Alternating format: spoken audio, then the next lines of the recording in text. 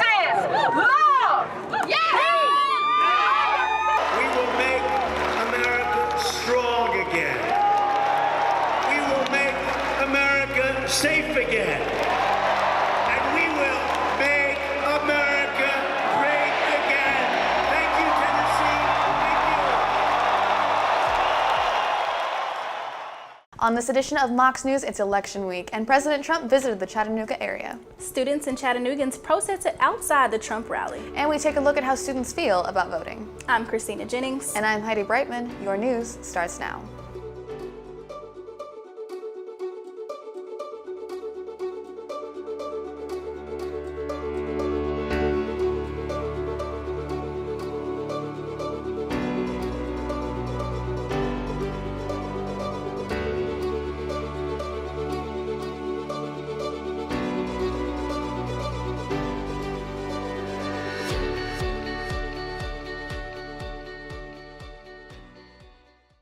Dozens of protesters shouted their opposition to the campaign rally hosted by the Trump/Pence campaign.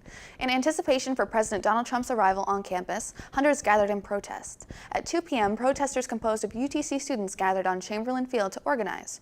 Co-organizer of the student protest, Kevin Lee, spoke to Mocs News about their protest and why they were present on Sunday. I am a member of YDSA, that's the Young Democratic Socialists of America.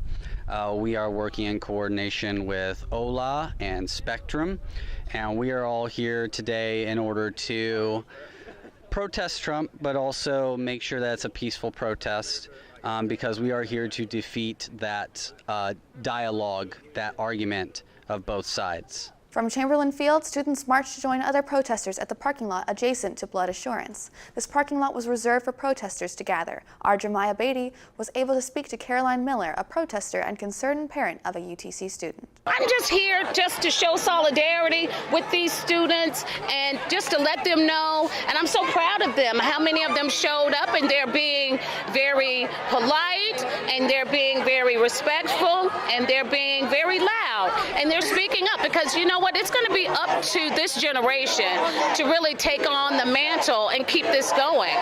Ignorance is where they would like for you to be, because an educated populace is a very dangerous thing. And if people know what's going on, then they would vote differently. But if you keep people ignorant and hating each other and fighting each other, then you can tell them anything.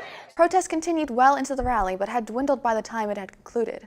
We now go to our Joseph Dykes, who was able to get a look inside the campaign rally. Joseph?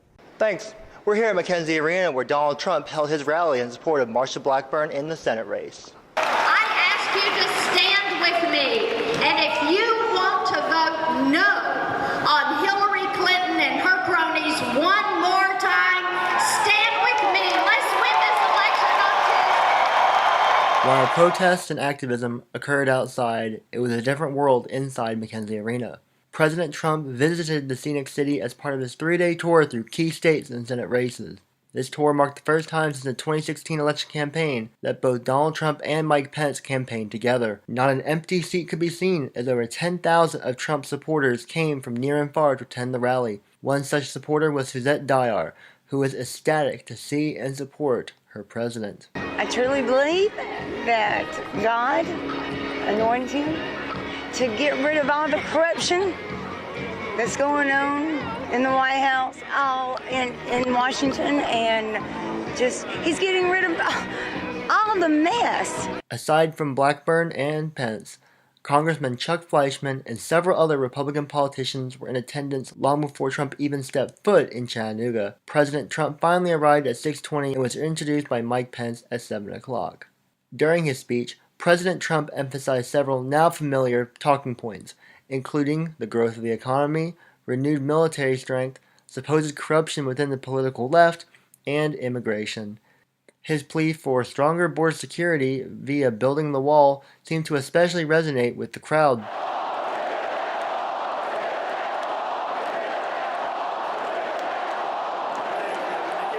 Senator Blackburn defeated Democratic candidate Phil Bredesen in a Senate race after the rally. This helped the Republicans keep the majority within the Senate.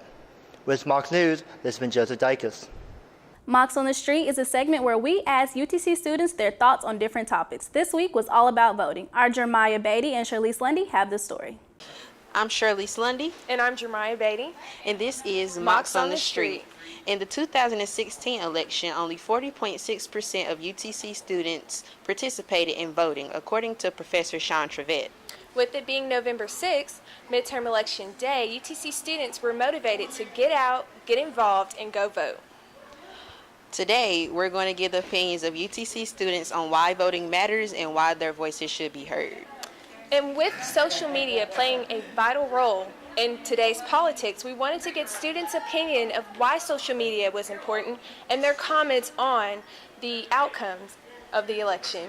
Okay, we have JJ Lewis here. Hello, JJ. How are you? I am good. What is your opinion on voting? My opinion on voting is definitely vote.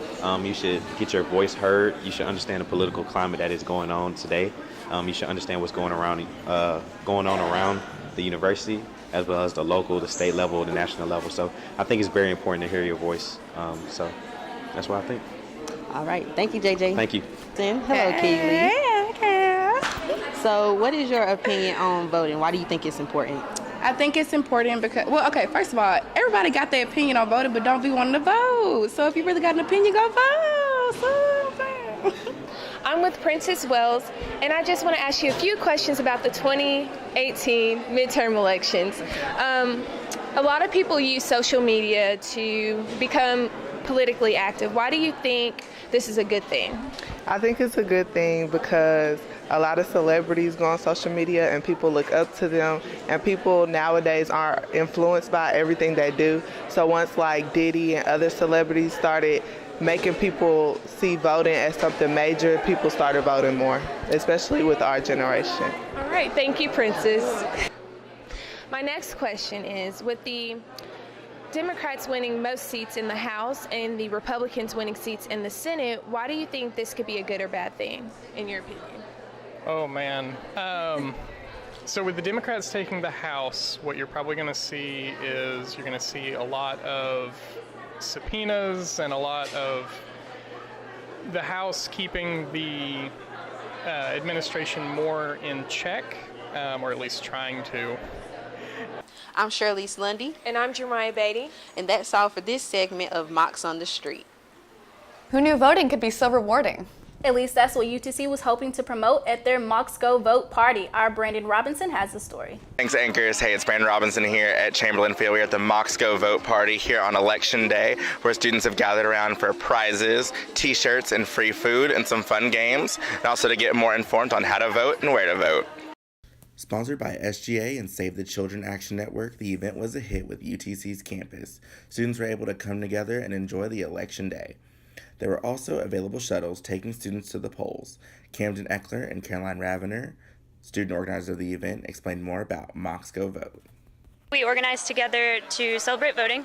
Yeah, it's just a nonpartisan, get out the vote party just to celebrate that's an election day in America and that students on campus voted. Along with students, UTC faculty took part in the event as well. Dr. Wintersieg from the Political Science Department here at UTC helped run the event and shared her thoughts about voting. Students in college campuses like ours voted at a rate of over 50%.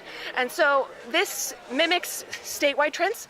Tennessee turns out to vote at a lower rate than any other state in the nation, and Hamilton County is at the bottom of the counties in Tennessee for voter turnout. So we have a lot of work to do here, and this is a unique opportunity, and it's fantastic to see so many students out supporting this. See, this has been a success on Election Day. Some free food, some free shirts, some fun, and some more information on where to vote. Thanks, ladies. Back to the news desk. Governor Bill Haslam visits UTC campus for his 5th annual report on Employment First. Employment First provides support for people with disabilities to enter the general workforce. Governor Haslam toured the University Center food court to meet with individuals who benefit from the program. He will be handing off the program to the Republican governor-elect Bill Lee in January. UTC faculty host the Health Career Fair for students looking to make lives better. Employers like Erlanger, Park Ridge, and the U.S. Navy were out offering opportunities for students with relevant majors. This event will be the last career fair for fall 2018. The spring career fair will be taking place in February 2019. This week got off to a great start with some food from thought from our fellow Mocs. The Eta Phi chapter of Alpha Phi Alpha Fraternity Incorporated hosted a lunch and learn this Monday, dealing with police encounterments. Local Sheriff Van Henson informed African American students on how they can better handle interactions with law enforcement. Henson emphasized the importance of listening and communicating effectively with law enforcement and taking every legal step to survive in the confrontation. SGA continued one of the university's most popular traditions this year. The 10th annual bonfire hosted by SGA was held Wednesday, November 7th in the game room of the University Center. The event is typically held outdoors, but due to weather, it was moved inside. Luckily for students, SGA not only provided free food, but free t-shirts and games as well. Over the years, the bonfire has become one of the most anticipated events on campus, with the crowd growing in numbers each year. If you're looking for food and fun with your peers, this event is right for you. Heidi, where did fall go? It is so cold outside. You know, Christina, I'm really not sure, but our Brandon Robinson might. Here he is with this week's weather. Thanks, anchors. Well, bundle up because the cold weather is here to stay. Today we'll have a rainy day with a high of 58 and a low of 32. Who knows, we might see some flurries as well. Moving on to Saturday, we will see sunny skies, but don't be fooled because we will have a high of 46 and a low of 28. Sunday temperatures will come up just a bit with a high of 53 and a low of 40 with partly cloudy skies. Next week starts off with rain and clears up to sunny skies as well. We will see temperatures in the high 40s and low 50s with lows dipping down into freezing conditions. So break out the Ugg boots, scarves, and winter coats because next week is going to be chilly. That's it for your forecast. Back to the news desk. Bad weather didn't stop the TAPS project on UTC campus.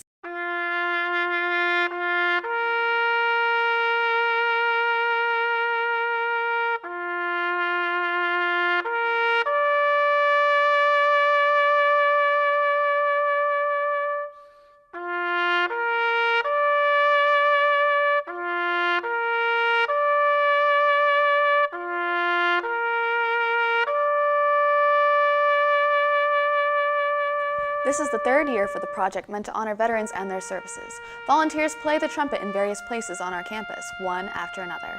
The route started at the Fine Arts Center and went through various points until it ended with the final rendition being played inside Patton Chapel. Then a ceremony took place honoring the 5 universities of Chattanooga students who died in World War I.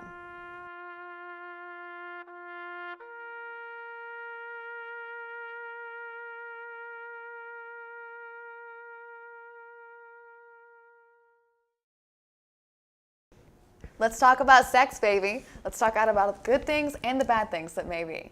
Well, we're not, but our residential housing did. Our Brandon Robinson has the story. On Wednesday night in the Multicultural Center, the Residence Hall Association hosted Sex in the Dark, an interactive forum where students anonymously texted in questions about sex education topics that were answered by a panel of experts that included a UTC professor, counselor, and Title IX director, as well as representatives from local nonprofits, which included SIMPA Community Care and A Step Ahead Chattanooga. Here's RHA President Sierra Wolfenberger on why this event is important. We feel that it is very, very important for students to know about the resources that they can have as students on campus and off campus in college that have to do with sexual education, as well as what to do if you would like to start having sex / how to keep yourself protected as well as safe. Food was provided and shirts were given out to the first 100 people to arrive. Contraceptives such as condoms and dental dams were given out also. Once the forum was over, students were able to talk to representatives from the nonprofits, the counselor, and Title IX director as well. They also received a proper demonstration on how to use contraceptives from a new group on campus called Sexperts. The rain also didn't stop the opening of the new intramural complex. Located next to Ingle Stadium, the complex has soccer and rugby fields with a sand volleyball court. You can also use a walking track. Now organizers are seeking input to see what to do with the Ingle Stadium. Find out more about the complex on mocsnews.com. Fall sports are wrapping up and winter is coming. That's right, Christina, and our Jolie Poole has the rundown in this week's sports section. Thanks, anchors. As the Mocs football season comes to a close, Chattanooga basketball is back and in action. After longtime head coach Jim Foster retired, the Lady Mocs looked to find chemistry with the new head coach Katie Burrows. The Lady Mocs struggled from beyond the arc in their first game and want to make shooting the ball deep efficiently a focus point. The Lady Mocs are now 1-0 and are going to face number 4 ranked Louisville this Friday. On the other side is the men's basketball team, which is one of the youngest teams in college basketball. The men, who have the 4th lowest career points on the team, look to find an identity on the offensive side of the ball. Both teams look to start off the season on the right note and find themselves being able to extend their season all the way to March. Your Chattanooga Mocs fought to the finish, but ultimately fell short in a 16-10 loss at Furman last Saturday afternoon. It was a defensive battle with just 519 offensive yards between the two schools. Coach Arth told his boys to just keep fighting. The Mocs made it to the end zone close to the end of the fourth quarter to make the score 10-16 with 1:49 left on the clock. Sadly, Furman held on to the ball to end out the game. The Mocs are back at home this week for their last home game of the season. The game is also Military Appreciation Day with a 1 p.m. kickoff against Mercer. Come out and support your Mocs one last time at home. The men's wrestling team opened up their season last weekend at the Hokie opening. The Mocs placed fourth in the open draw, and sophomore Fabian Gutierrez had several big wins with a 4-0 record. UTC head coach Kyle Rochelle was very satisfied with his team's dominant performances. The Mocs home opener is Sunday, November 11th against the North Carolina Tar Heels. Women's tennis finished the Chattanooga Invite by winning 6 out of the 10 matches. Delaney Edwards and Emma Van Heet won the first doubles match, while Carolina Hall and Polina Golpatova won the third singles were not as successful. As the Mocs won 3 matches out of the 7 matches, tennis will return in the spring semester. For all of the latest news on the UTC sports, you can visit GoMocs.com. And that's it for this week in sports. Back to you guys at the desk. Well, this week brought excitement and anticipation as Americans all over waited to see what part would control the House and Senate. The Democrats claimed the House while the GOP claimed the Senate. However, 3 days after the election, there are still 2 states that did not know the outcome. In Georgia and Florida, 31 million people are still waiting for the results. The races are still too close to call, and voter fraud issues are at the root of it all. This could trigger a revote, which would be held in December 4th. Mocs News will continue to follow this story. Tragedy hit Thousand Oaks, California on Wednesday night as 12 people were killed by a gunman. The shooting occurred at the Borderline Bar and Grill, where customers gathered for line dancing and college night. The gunman has been identified as 28-year-old Ian David Long, a former U.S. Marine veteran. An investigation is still ongoing to why the former veteran decided to shoot up the bar that he visited often. On to some lighter news. In Fresno, California, 2 identical twins gave birth 2 hours apart. The 2 sisters had jokingly made bets on who would give birth first, since their due dates were 2 days apart, but ended up giving birth this past Sunday. Both gave birth to baby girls who weighed exactly the same. The 2 mothers said that they are both excited that both their daughters will be able to celebrate their birthday on the same day, just like their mothers. That does it for this edition of Mocs News. Thank you for joining us. Make sure to check out our website, mocsnews.com, to continue following the news throughout the week. And while you are there, make sure to follow us on Twitter, Instagram, and Facebook, and subscribe to our YouTube channel. Have a great weekend from all of us here at Mocs News.